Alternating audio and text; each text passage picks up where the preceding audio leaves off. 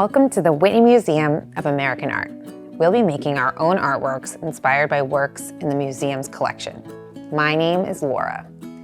Today, we're going to make our own scratch art family portraits inspired by Charles Henry Alston. Charles Henry Alston painted scenes of Black life in New York City.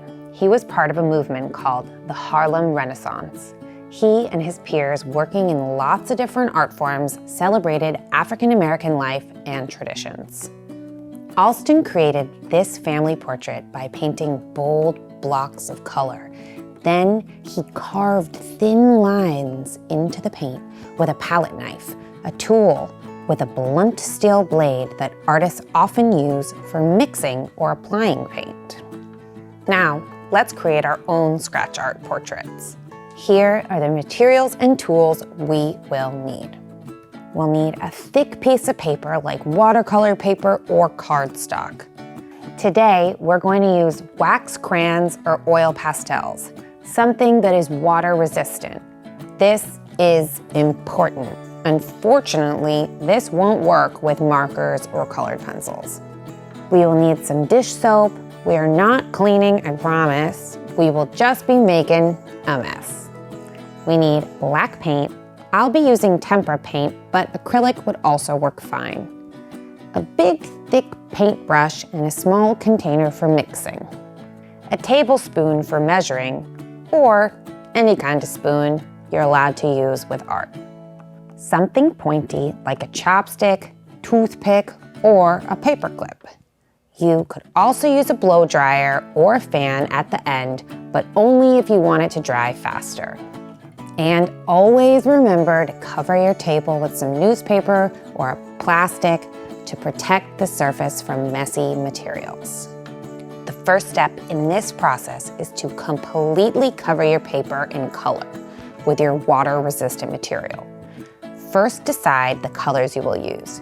You could use a limited color palette of just 3 to 4 colors, or every crayon in the box.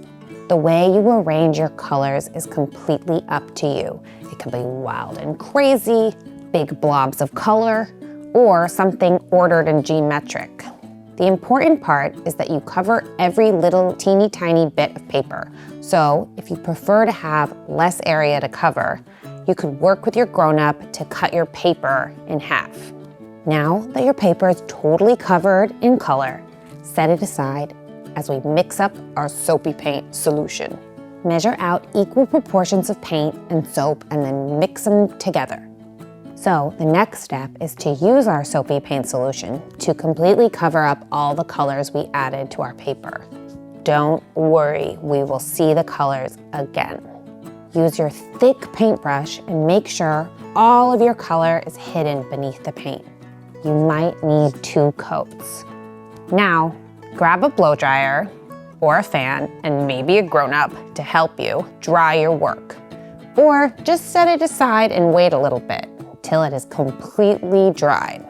Now, it's time to decide the subject of your portrait. You could choose a member of your family. This person could be someone who lives in the same house with you. It could be someone super far away that you don't get to see very often. It could be a really good friend of yours. We define our family however we want, so I encourage you to see what inspires you. You might decide to choose a few people. You could even include yourself.